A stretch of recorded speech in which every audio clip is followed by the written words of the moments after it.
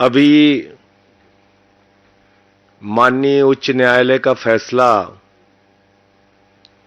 अरविंद केजरीवाल जी के मामले में आया है, लेकिन जैसा पिछले कई दिनों से लगातार मैं कह रहा हूं, मैं फिर उस बात को दोहरा रहा हूं पूरी मजबूती के साथ और जिम्मेदारी के साथ कि ये पूरा का पूरा मामला भारत की राजनीति में आजादी के बाद से लेके सबसे बड़ा राजनीतिक षड्यंत्र है। एक गहरी साजिश के तहत यह मामला बनाया गया है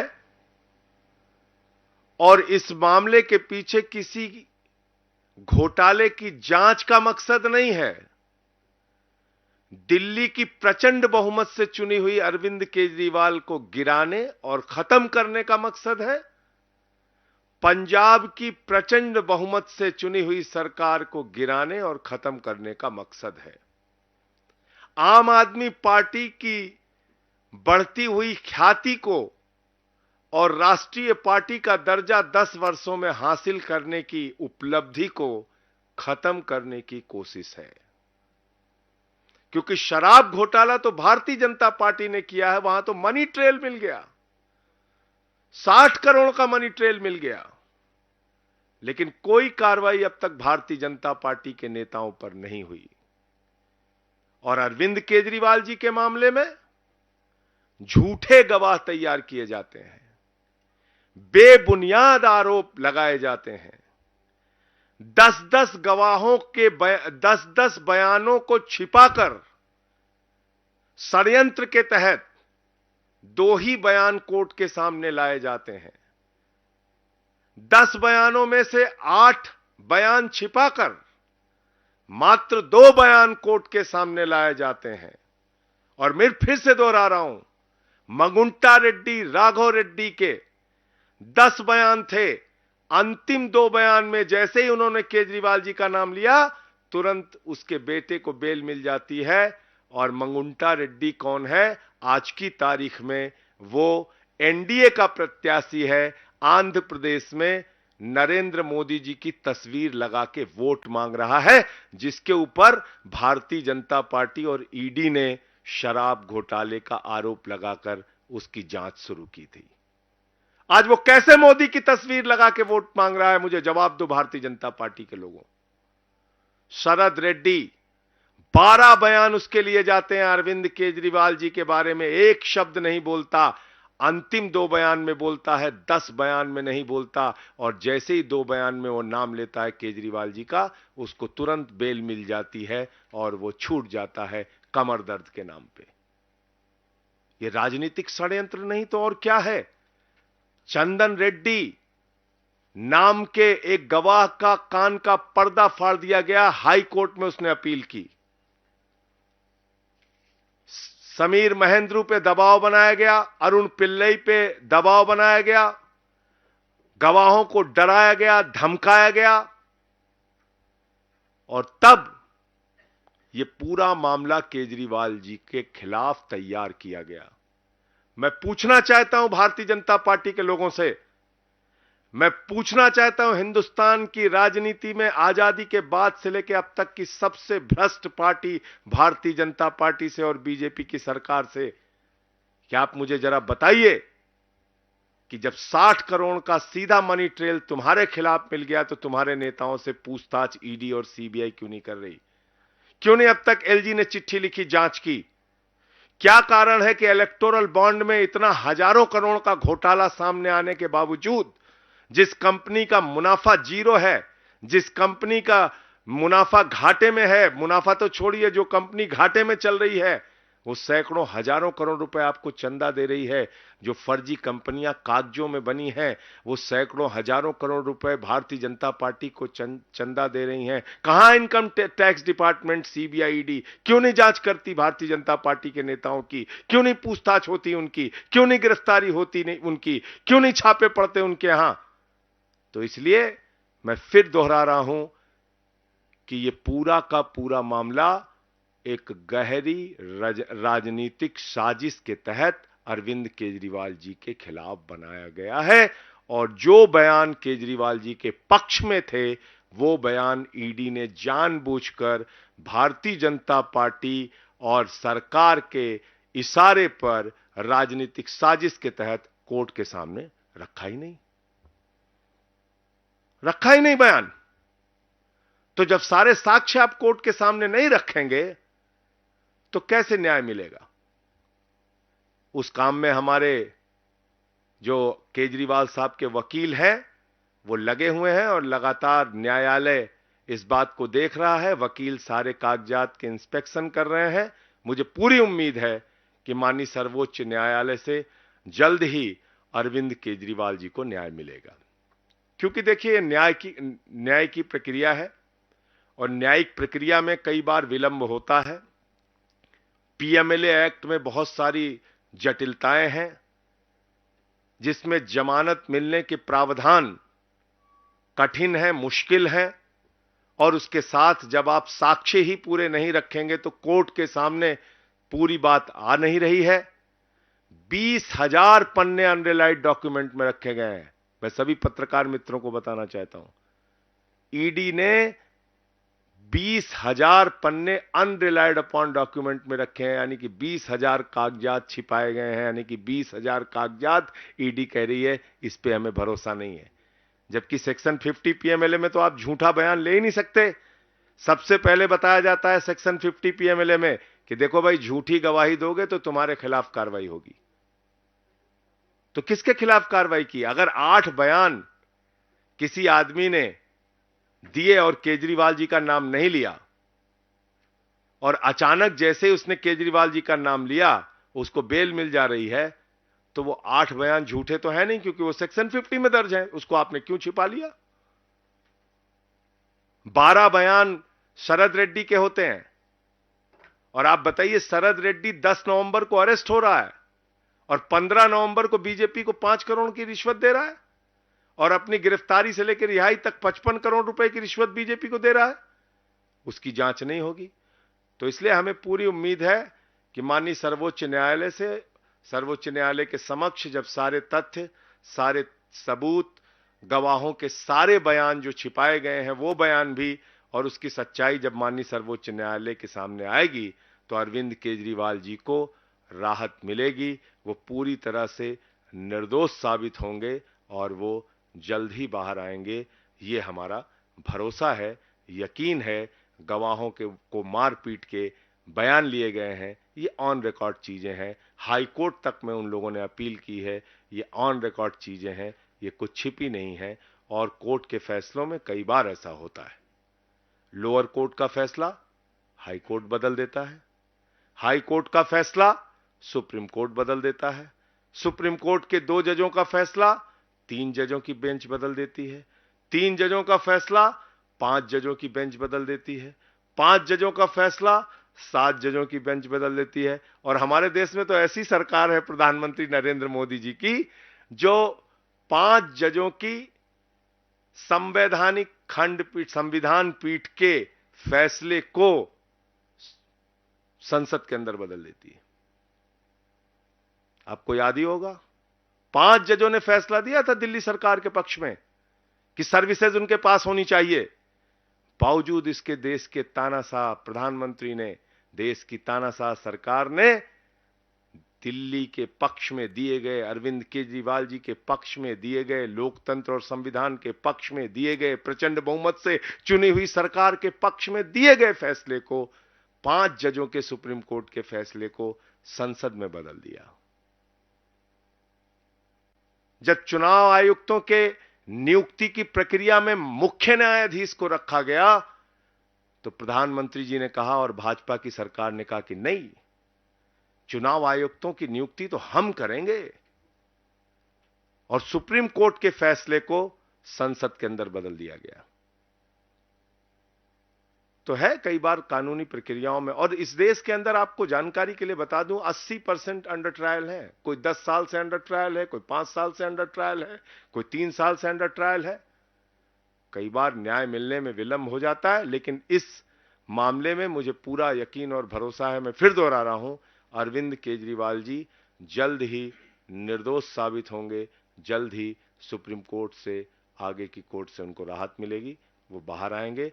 आपके कोई प्रश्न हो तो आप जरूर पूछ सकते हैं। हाई कोर्ट ने अपने ऑब्जर्वेशन में इस बात को मेंशन किया है कि अरविंद केजरीवाल का एक्टिव इन्वॉल्वमेंट जो है वो इस पूरे मामले में दिख रहा है, और ईडी ने ऐसे कुछ साक्ष्य जो है वो पेश किए हैं।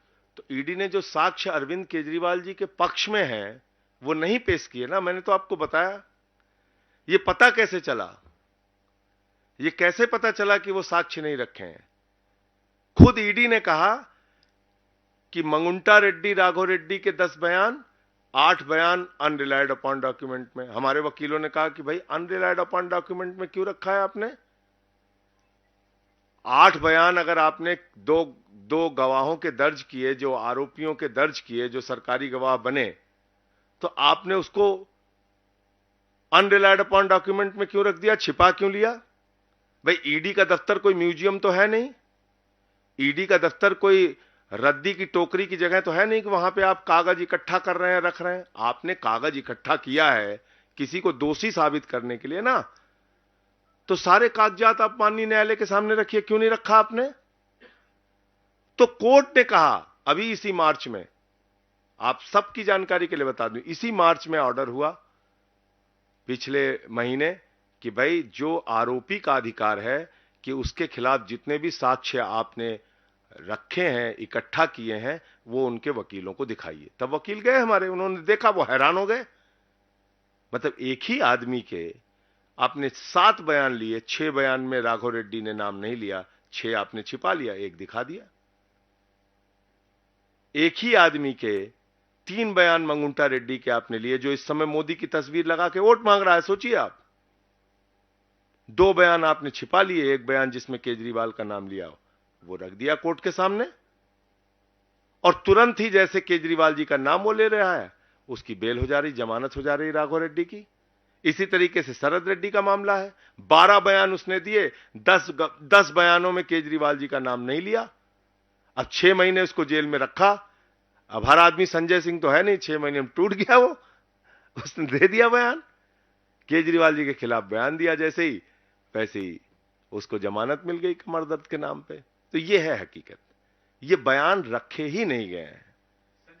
मैं सभी पत्रकार बंधुओं को जिम्मेदारी से यह बताना चाहता हूं कि ये बयान अभी कोर्ट के सामने नहीं रखे गए हैं। इंस्पेक्शन का ऑर्डर जब कोर्ट से मिला और इंस्पेक्शन करने जब हमारे वकील गए, तब इन बयानों को देखा और वो हैरान रह गए कि जो बयान केजरीवाल जी के पक्ष में है, या जिन बयानों में केजरीवाल जी का नाम नहीं है, केजरीवाल जी के नामों का जिक्र नहीं है, वो बयान ऑन रिकॉर्ड नहीं लाए गए कोर्ट के समक्ष। यही है गहरी राजनीतिक साजिश। संजय जी, आपने शुरू में कहा कि पंजाब सरकार को तोड़ने की षड्यंत्र, कैसे? भाई जब आप आम आदमी पार्टी के मुखिया को गिरफ्तार करके जेल में डाल देंगे, आपको पता है जिस दिन केजरीवाल जी के घर पर छापा पड़ा और उनकी गिरफ्तारी हुई, ठीक दूसरे दिन इनकम टैक्स का छापा गुलाब सिंह यादव के यहां पड़ गया, हमारे एक एमएलए के यहां। उसके तुरंत बाद हमारे एक मंत्री कैलाश गहलोत को ईडी के दफ्तर में बुला के 4.5 घंटे पूछताछ की गई। उसके तुरंत बाद हमारे एक विधायक दुर्गेश पाठक को बुला के पूछताछ की गई। तो आप समझ सकते हैं, यही तो हुआ था महाराष्ट्र में। और क्या हुआ था? एक एक की जांच शुरू की, फाइल दिखाया, दबाव बनाया, पार्टी तोड़ा।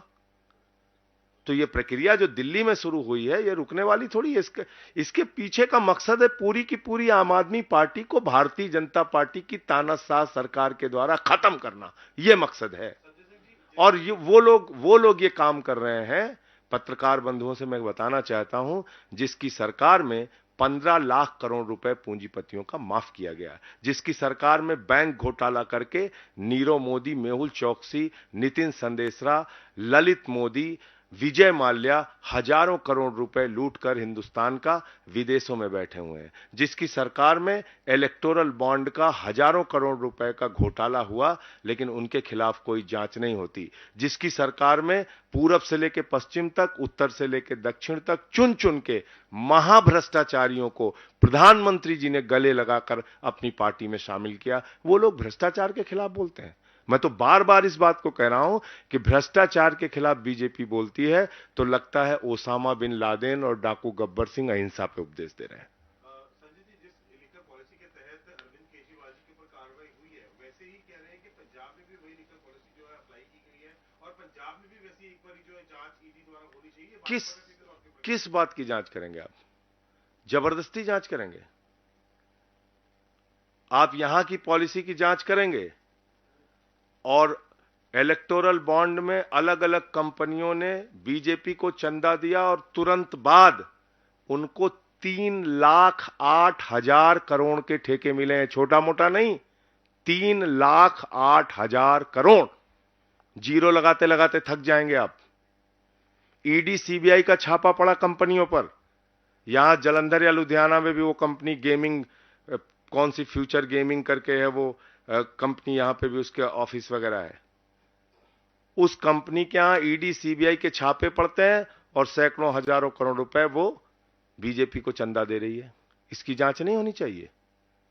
अरविंद केजरीवाल जी की जांच करने के लिए ईडी सीबीआई गामा पहलवान, दारा सिंह, बॉक्सर विजेंदर बन जाती है। और जब बीजेपी की बात आती है तो गजनी मोड में चले जाते हैं, कहें हम तो कुछ याद ही नहीं, हमने कुछ देखा नहीं, हम धृतराष्ट्र हो गए हैं। ये क्या है? ये खुला मिसयूज है जांच एजेंसियों का, सीना ठोक के मिसयूज है, दादागिरी के साथ मिसयूज है कि ठीक है हम कर रहे हैं तुम्हारी सरकार गिराने के लिए। तो इसलिए चुनाव आयोग को तुरंत हस्तक्षेप करना चाहिए। टीएमसी के लोग जो बैठे हुए हैं उनकी मांग बिल्कुल जायज है कि आप इनकम टैक्स डिपार्टमेंट, आईटी के और सीबीआई के और ईडी के डायरेक्टर्स को हटाइए। जो ऑफिशियल्स ये सब काम कर रहे हैं उनका ट्रांसफर कीजिए। अब आप चुनावी, भाई प्रधानमंत्री जी की हालत उस बच्चे की तरीके से हो गई जो अपने पिता के पास पहुंचता है, कहता है पापा हम फर्स्ट आए, पापा हम फर्स्ट आए, पापा हम फर्स्ट आए। पापा ने पूछा भैया कितने प्रतियोगी थे? बोला अकेले दौड़ रहे थे। अकेले ही दौड़ रहे हैं। सारे पहलवानों को पकड़ के आपने जेल में डाल दिया और आप कह रहे हैं कि हम फर्स्ट आ गए। केजरीवाल की गिरफ्तारी के बाद अब आप सीनियर हैं, भगवंत मान हैं, आज विधायकों से मिले, मंत्रियों से मिले, क्या स्ट्रेटजी बनाई है? क्योंकि पंजाब अहम है, दिल्ली अहम। 23 सीटें जहां पे आम आदमी पार्टी चुनाव लड़ रही है, उन 23 सीटों पर पूरा तन मन धन से 4 गुना मेहनत और ताकत से हमारा कार्यकर्ता प्रचार करेगा, हमारे विधायक, हमारे मंत्री, हमारे नेता प्रचार करेंगे और वो सारे चुनाव हम लोग जीतने के लिए भरसक प्रयास करेंगे, नंबर 1। और जहां भी इंडिया गठबंधन के कैंडिडेट हैं, जिन राज्यों में हम चुनाव नहीं लड़ रहे हैं, वहां भी हमारी पार्टी इंडिया गठबंधन के प्रत्याशियों के लिए प्रचार करेगी। और एक बात मैं आप लोगों से बहुत साफ कह देना चाहता हूं, 400 पार ये भी एक जुमला है। 400 पार एक झूठा जुमला है, इसके अलावा कुछ नहीं है। आप में से बहुत सारे पत्रकार बहुत दिन से पत्रकारिता में हैं, आप लोग बहुत वरिष्ठ पत्रकार हैं इसमें बहुत सारे। आप जानते हैं कोई पार्टी अगर चुनाव जीत रही होती है तो ऐसे पागलों की तरह काम नहीं करती कि निर्वाचित मुख्यमंत्री को पकड़ो और जेल में डाल दो। ऐसे नहीं काम करती। इतनी राजनीतिक समझ तो हम लोगों को भी है कि घबराहट है मोदी जी को। और क्यों घबराहट है? क्योंकि महाराष्ट्र में सीट कम हो रही है, कर्नाटक में सीट कम हो रही है, बिहार में सीट कम हो रही है, हरियाणा में सीट कम हो रही है, पंजाब में सीट कम हो रही है, मध्य प्रदेश में सीट कम हो रही है, राजस्थान में सीट कम हो रही है, झारखंड में सीट कम हो रही है। आप देखिएगा इनकी सीटें कम होंगी।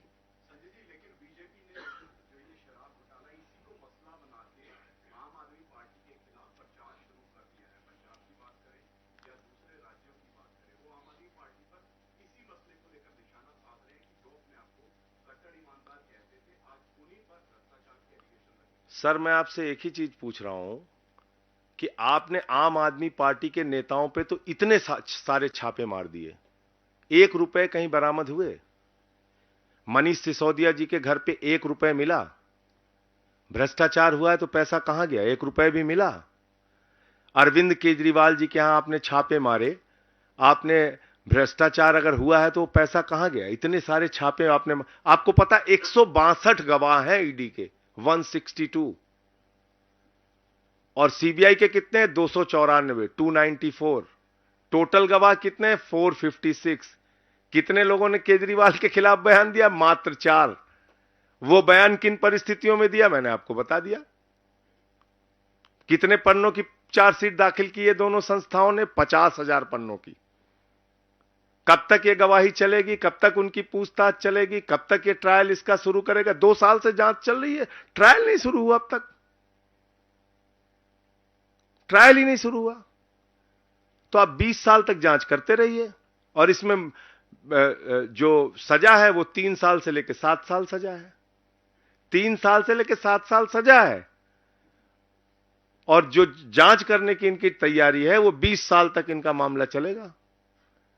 बताइए, 34 इसमें 34 आरोपी हैं, 34 आरोपियों के अलग अलग वकील हैं। एक गवाह आएगा, उससे 34 वकील पूछताछ करेंगे। बताइए आप, वो तो मूर्छित होकर गिर जाएगा गवाह बेचारा। एक गवाह की पूछताछ में कई तारीखें लगेंगी। आप समझ सकते हैं ये क्या मामला तैयार किया गया है। तो ये जो आप बता रहे हैं, ऐसी कहानियां ये लोग चलाते हैं, ये हुआ है, वो हुआ है, वो हुआ है।